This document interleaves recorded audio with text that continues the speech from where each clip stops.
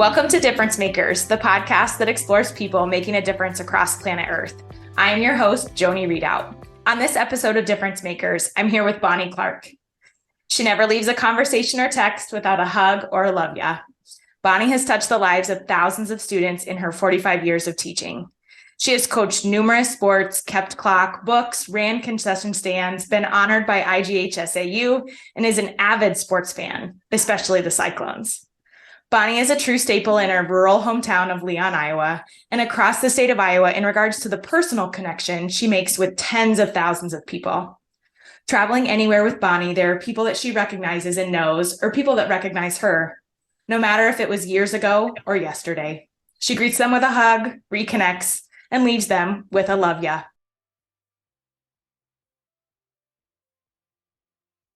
On this episode of Difference Makers, I'm here with Bonnie Clark. Who are the people in your life that have been difference makers? Well, I really started out thinking about that. And first of all, it has to be my parents. They supported me in whatever path I wanted to do, and really supported all my decisions, especially about wanting to be a teacher. And that all started when I was in third grade in Miss Bennett's room. She used to open the door and make us run a lap. And then during PE, I watched boys who couldn't throw a football. So I decided I wanted to be a PE teacher so that everybody would know how to throw a football. But that changed. I did get my degree in phys ed and health, but I started working at a camp for handicapped kids in my hometown, and that completely changed my focus. I got to Iowa, got my endorsement in special ed, and that's the way it's been for the last 45 years. And I continued to work at camp and ended up meeting the man I've been married to for 44 years at camp. And so, that was, my parents were with me all the way. And I had to chuckle because my freshman year of college, my father drove 85 miles an hour to take me to orientation. And I thought, what the heck? I said, where are we going? He said, oh, I got to get you there. He had no longer dropped me off than I was on the payphone to my mother going, can I come home? And the answer was always no. And a funny story about going to orientation was we had to take all those achievement tests. So one of my best friends was going to the same state university of New York with me. And he said, now, did you fail that French achievement test on purpose? And I said, no. He goes, you're stupid. And I said, why? He said, I'm going to be in French 101 and get an A, and you're going to be in French 201 and get a C. First day of class, the instructor said, this is the last day we'll be speaking English. I called my father and said, can I come home? He said, no. Joey got an A, I got a C. He was completely right. So, and then I ended up transferring to Ithaca College, where I really wanted to go, and got my PE in health. So first of all, my parents, but my freshman year of high school, we had a new teacher, and she opened the world of books and literature to every student in that class. And the boys in my class, and we were a very, very close class, read books and novels like they'd never read in their lives. I mean, that's where I got my love for To Kill a Mockingbird. It was because she introduced it. And then books that you would never believe the boys would read, she had everybody reading. And so I still am in touch with her today on Facebook, and she's an amazing woman. And unfortunately, we only had her for a year because her husband was in law school at Cornell, and then they move on. And so, like I said, we still talk about books. She sends me messages, but the idea of literature in my life and reading was so important at that time. So, and then I also got the people that I've worked with for the last 45 years here have been amazing. And since we started TAP, I had to laugh about TAP the other day, thinking about James Snyder when he came, and it was a petting zoo day, and here's a guy from California, and there's animals.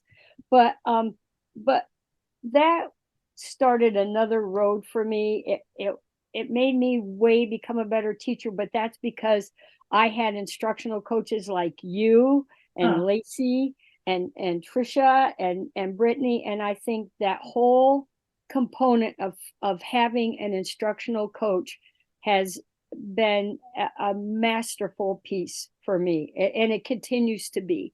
And so, you know, and even these wild and crazy kids that we've had the last 45 years and the funny stories that they have. And it was all back to building a relationship with a kid.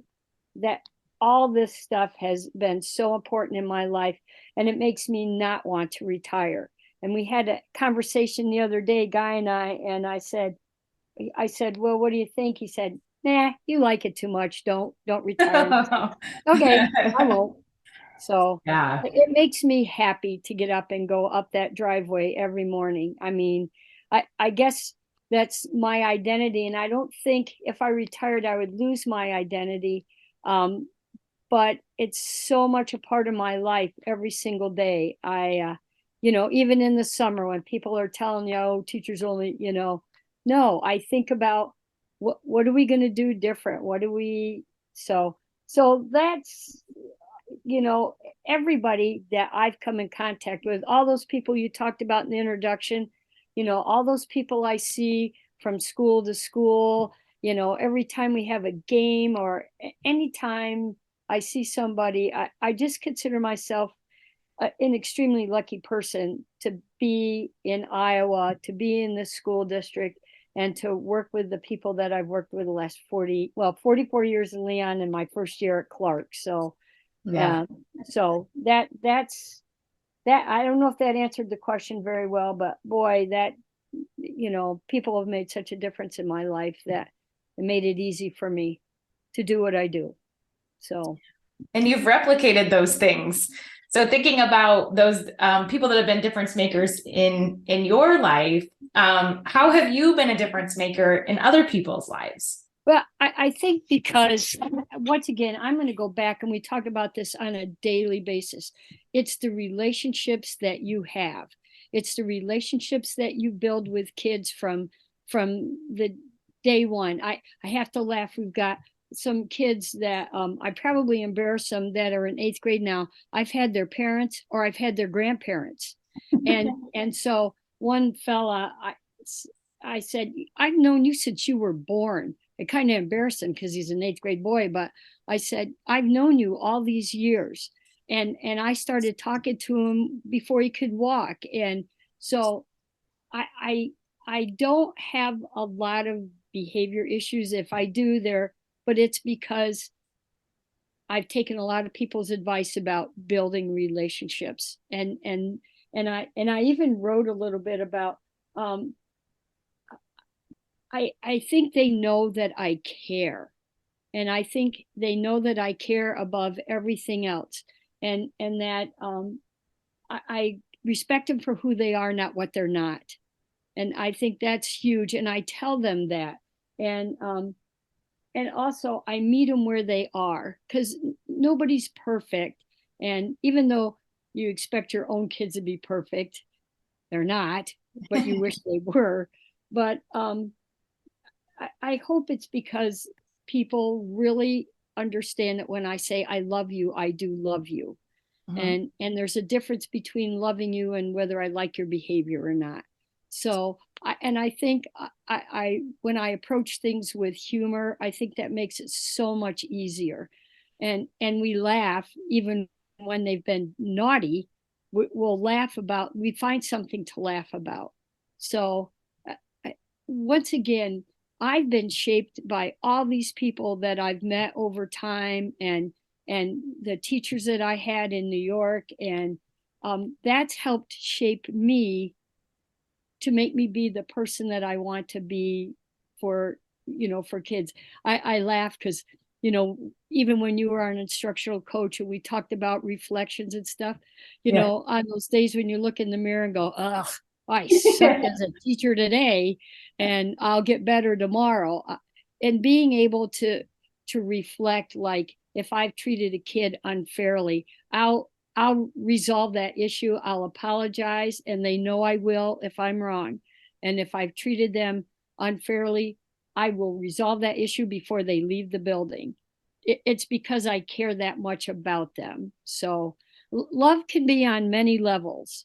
And when I tell somebody I love them, I'm not lying. Even our rivals at Mount Air, who, I tell them I love them.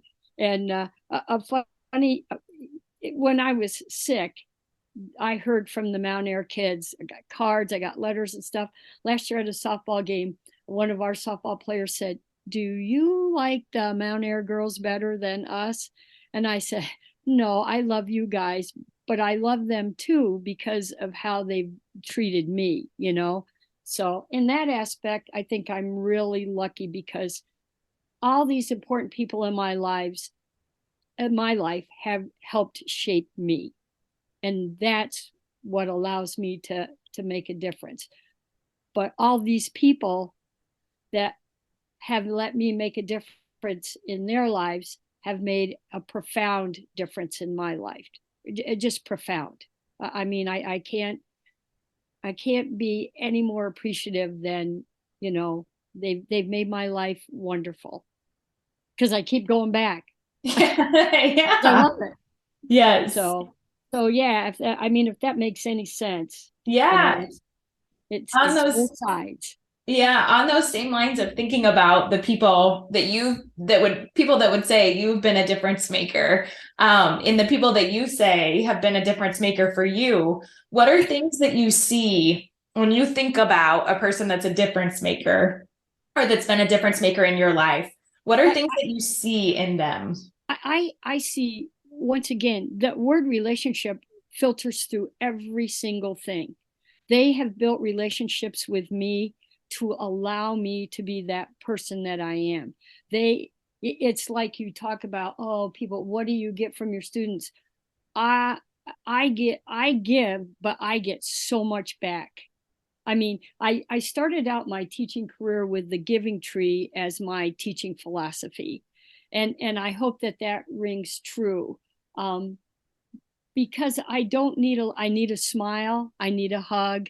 I get those on a daily basis. And all these times when, you do that ethics thing and at workshop days, you have to, and don't get, kids get hugs because they need them. But that hug comes right back to me. And so it's a circle. It's a circle. There's no beginning and no end. It just is continual. And what you give, what you get back, it's all there. And that's, once again, that defines who I am because of the people I've surrounded myself with all these years. And I've been truly blessed. I don't know how you can say it any other way. I've been blessed with the people I coach with. I've been blessed with the people I teach with, the people who've been my bosses. It's just my friends, my family, and for me, the people I work with, they're my family. They're there for me.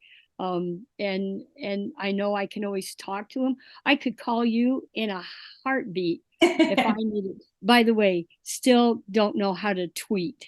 I'm still waiting for you to show me how to tweet. I'll make sure that I tweet this podcast to you, and then I tweet and I have been to a couple America concerts. These guys are back out, and so one of them tweeted a reply to me, and I was like, oh my God. Oh my God. So I took Kelly to a concert at University of Kansas last year. Well, we're going again to Kansas City in June because I'm out of my gourd about that. So it just is all a part of everything. And we were talking one day about telling kids what you put in, you get out. Well, then somebody said, don't believe that. That's crazy to try and throw that at a kid because they're like, but for adults, maybe that's more important. But the very fact that kids know you care, that then you're way ahead of the ball game in the very beginning, no matter what they're thinking. If they know that you honestly care about who they are and what they do, whether they have a good day or a bad day, it all makes sense. It all works out in the end. So, and you say that about kids, but I would tell you, everybody that comes into contact with you would say that same thing about how we feel about you. Well, like I said, I have been so lucky. The other night when we played Panorama, I was really looking forward to going there because their scorekeeper is an absolute gem. She as Erin Grace Kirtley, who was the AD at Panorama, and now works for the union as an associate athletic director. She said she made Joyce and I take our picture with her together because Joyce is her Bonnie at Panorama, you know. Oh, and I was so excited to be sitting next to Joyce because she's just that's how lucky I am, because I made this relationship with this wonderful lady at Panorama just from keeping books at a basketball game. And so, you know, lucky Rudy wrote that wonderful letter that got me the assistant coach of the year, and whether I deserve that or not, well, you know how it's really hard. yeah. I think about, us scoring ourselves on the rubrics. I think I've only gotten 1 5 from somebody so far, unfortunately. But I always scored myself a 3 because I didn't want anybody to think I was conceited or anything.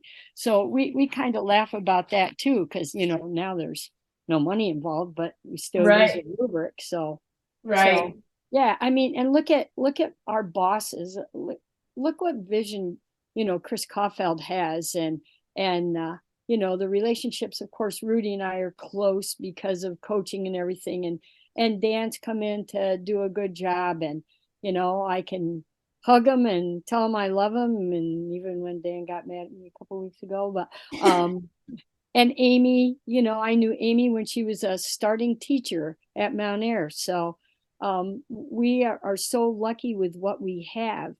And I guess you can never look by what you have and not be appreciative of what you have, because I've had it good and I've been lucky. I mean, lucky with relationships with people, lucky with the people I work with. So I just keep going, and I just consider myself a really lucky person. So, and we do too, because we know you. I appreciate that so much, but once again, I couldn't be the person I am if it hadn't been for thousands of people who have been around me and helped me grow. I mean, I'd been teaching how many years when we started TAP, and I became 30 years or so. I became so much better because of you guys saying, listen, this is what we got to do to get moving. This is what we got to do to be better. And who wouldn't want to be better? I mean, who wouldn't want to be better? So the people that I've surrounded myself with have helped mold me and make me who I am. And for that, I'm extremely lucky, extremely lucky. I want to thank my guest today, Bonnie Clark, and all of our listeners, because the real question here today is, how will you become a difference maker? How are you a difference maker? It is some of the same things that Bonnie's doing, or maybe something you want to do differently. We want to invite you to be a part of the conversation in the comments about how you are a difference maker. Remember, you have the ability to be a difference maker in the lives of others, and others need you, just like Bonnie shared today. We impact people on a daily basis. Why not be the difference maker in the lives of others?